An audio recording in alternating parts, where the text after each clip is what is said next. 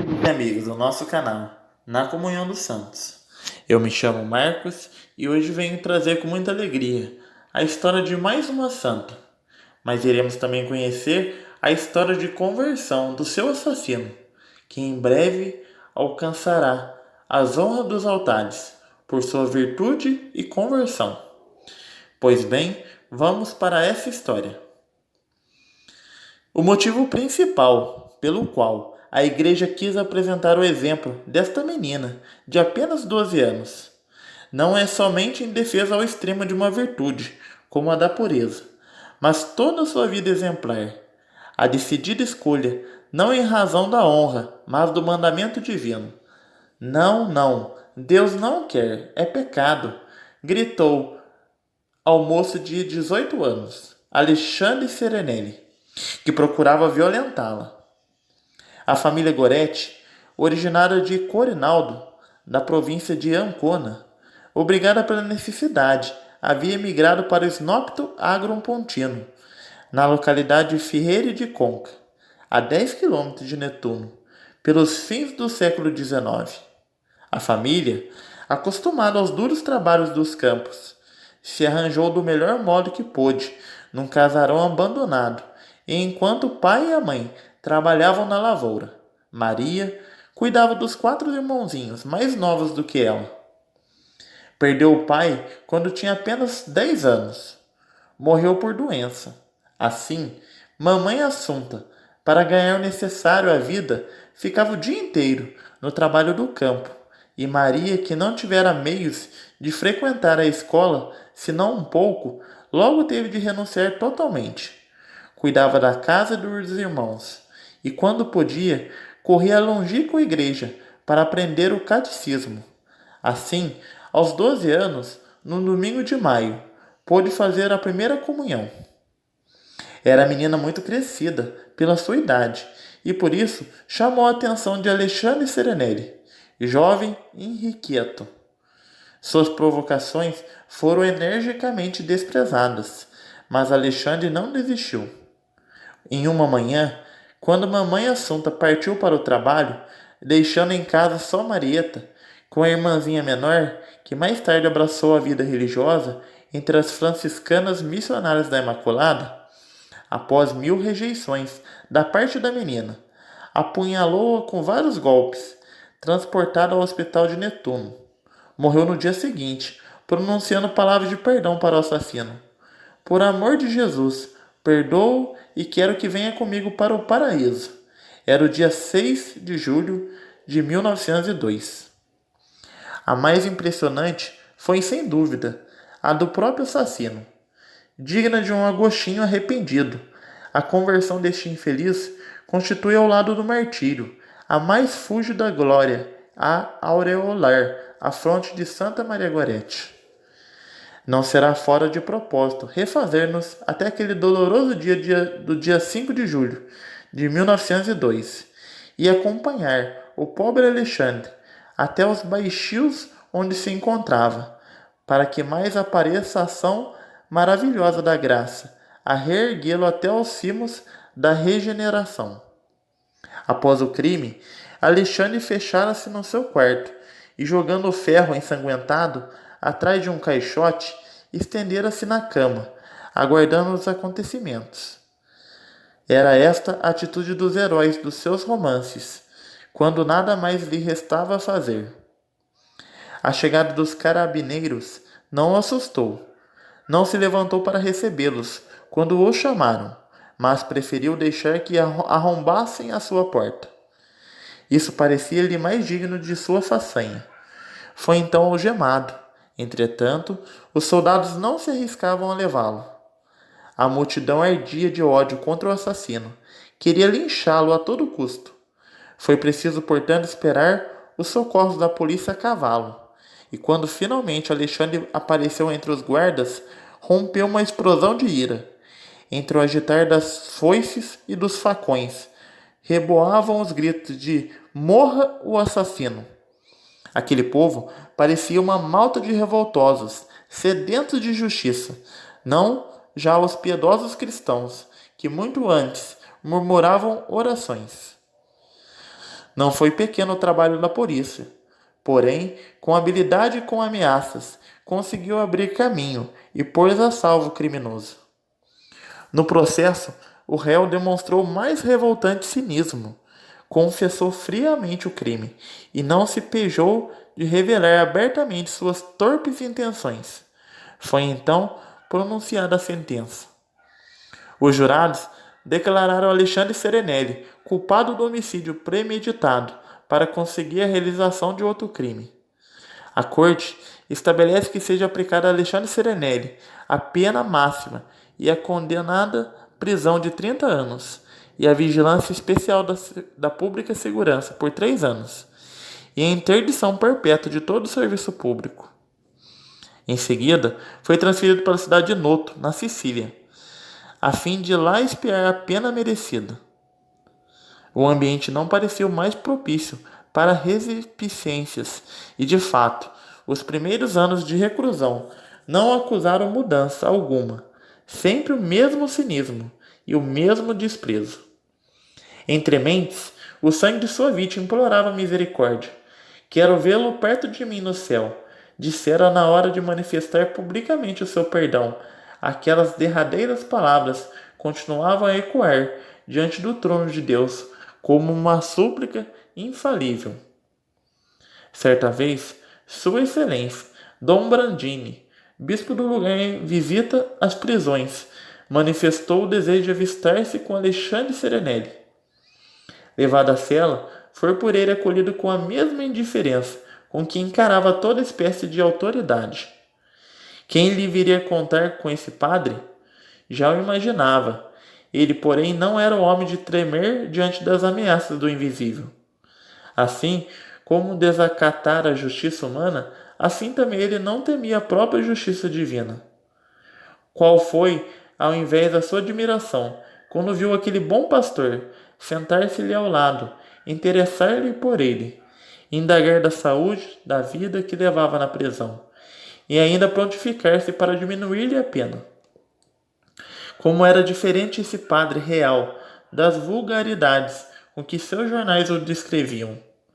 Como lhe calavam na alma aquelas palavras afetuosas, como feriam aquele coração que nunca experimentara os caminhos maternos. Ao despedir-se de Sua Excelência, deixou-lhe para distrair-se algumas publicações católicas, livros e revistas, e também uma pequena biografia de Maria Goretti. Maria Goretti? Oh, ele devia conhecê-la muito bem, essa menina. Que se diria aí que ele não soubesse. Levado aparentemente pela curiosidade e mais acertadamente pela graça, abriu então aquele livrinho e começou a ler de início com a displicência, depois com interesse e depois com arrependimento, a erguer-se impiedoso naquela oração, naquele coração de pedra. Foi na leitura das epístolas de São Paulo que o pecador Agostinho encontrou o caminho da conversão. Foi na leitura da vida dos santos que o soldado Inácio de Loyola iniciou sua regeneração. E Alexandre Serenelli, que na leitura dos jornais perversos precipitara-se no abismo, avistava nas páginas que narravam o heroísmo de sua vítima, a escada que o ajudaria a sair de suas misérias. A virtude da pequena Marte fulgurou-lhe em todo o seu esplendor, e o crime por ele perpetrado em toda a sua hediondez. Começou então a compreender que era realmente um monstro, e pela primeira vez, depois de longos anos, Alexandre chorou. É neste momento que ele inicia a subida ao Calvário, em cujo cimo espiará ao lado do divino Salvador, junto ao bom ladrão, todo o horror do seu crime.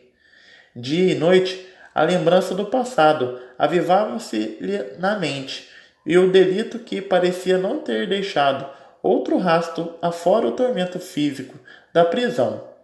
Rasgava-lhe agora na alma um sulco profundo. Ninguém mais o reconhecia. Aquele cinismo revoltante mudara-se em nuvens de tristeza que o deixava abatido. Não era difícil adivinhar o novo drama que se iniciava naquela pobre alma. A angústia daquele arrependimento deixava suspeitar um desfecho precipitado, e talvez teríamos um novo Judas, se uma suave advogada do céu não lhe arredasse as pedras de tropeço. Data deste tempo. Um sonho que veio reanimá-lo. Parecia-me estar contra ele próprio, num jardim cheio de lírios. De repente, vi aparecer Marieta, toda vestida de branco. Colhia daquelas flores e, passando-as para as minhas mãos, dizia-me: Toma. Eu aceita-as e, assim que as beijava com grande devoção, transformava-se em chamazinhas cintilantes e concluiu: Tenho esperança de salvar-me, pois tenho uma santa no paraíso que reza por mim.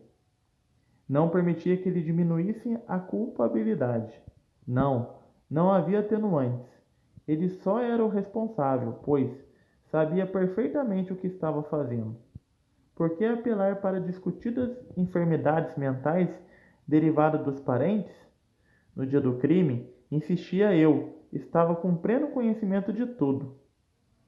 Não lhe bastava, no entanto, arrepender-se e recriminar-se. Sentia necessidade de uma reparação, de uma confissão pública que o cobrisse de humilhações e que exaltasse até o céu a sua vítima. Auxiliado por um companheiro, dirigiu-se ao mesmo bispo que o visitara uma carta, em que não sabemos se mais admirar a coragem com que se declara culpado ou o louvor com que enaltece sua vítima. Detesto, escreve, e abomino um homicídio tão bárbaro, que hoje amargurado lamento, por saber que tirei a vida a uma pobre inocente, a qual até o último momento quis conservar a sua honra, preferindo morrer tão cedo, antes que render-se aos meus vils desejos, e cuja resistência me levou a dar um passo tão horrível quão lamentável. Publicamente detesto a minha vil ação e peço perdão a Deus, a infeliz e desolada família da vítima, do enorme pecado que cometi. Espero que eu também poderei obter o perdão, como tantos outros, nesta miserável vida, o obtiveram, e paz, e até as bênçãos da nobre extinta. 35 anos são discorridos daquela tarde ensolarada na campanha romana, em que uma camponesinha de 12 anos escreveria para sempre o seu nome entre as virgens que acompanham o Cordeiro Divino. Dia gélido nas terras italianas. O coração do inverno. Em Corinaldo, assim como em todas as aldeias da Itália, as famílias dos lavradores recolheram-se nos estábulos, aquecendo com o calor dos animais. Raros transeuntes atravessam as ruas. Só um homem arrasta-se vagarosamente, como que alheio a toda essa onda de frio. 55 anos, mal vestido, um tanto curvo, segue passo a passo para a casa de Dona Assunta. Quem quer falar com ela? Pergunta-lhe Alexandre Serenelli. Dona Assunta não tarda a aparecer, forte ainda, apesar dos seus 70 anos, o cabelo branco e aureolar-lhe o rosto, sulcado de rugas. O pobre homem a reconhece perfeitamente. A cena é rápida. Sem mesmo cumprimentá-la, atira-se aos pés e suplica: Dona Assunta, perdoe-me. Pode perdoar-me? Não imaginemos cenas românticas, lutas íntimas a preceder a hora final. O coração a bater violentamente. O povo dos campos é o povo simples, e a resposta é igualmente simples. Como não perdoar? Perdoou o Senhor, perdoou-lhe minha filha. Como não hei de perdoar eu? Na manhã seguinte, Dona Assunta e Alexandre Serenelli ajoelhavam-se um ao lado do outro, na mesma mesa eucarística. Quando Dona Assunta era interrogada no processo de beatificação de sua filha, se estava disposta a conceder o perdão ao assassino, não hesitou em responder afirmativamente. Mas o público protestou. Nós, porém, não lhe perdoaremos, retrucou então aquela verdadeira cristã. E se o Senhor não perdoasse a nós, por que, pois, negar o abraço fraternal a este filho pródigo, para o qual nosso Pai Celeste mandou preparar o banquete festivo? É amplamente conhecido o fim que teve o penitente Alexandre Serenelli, passando o resto dos seus dias como jardineiro do convento dos Padres Capuchinhos, na província de Macerata, região das Marcas. O rapaz foi totalmente integrado na família divina, separado do mundo e marchou em passos largos no caminho da regeneração mais completa. Partiu para a eternidade, enfim, no dia 6 de maio de 1970, deixando à igreja o seguinte testamento. Ele diz assim: Tenho quase 80 anos de idade, próximo a concluir a minha jornada.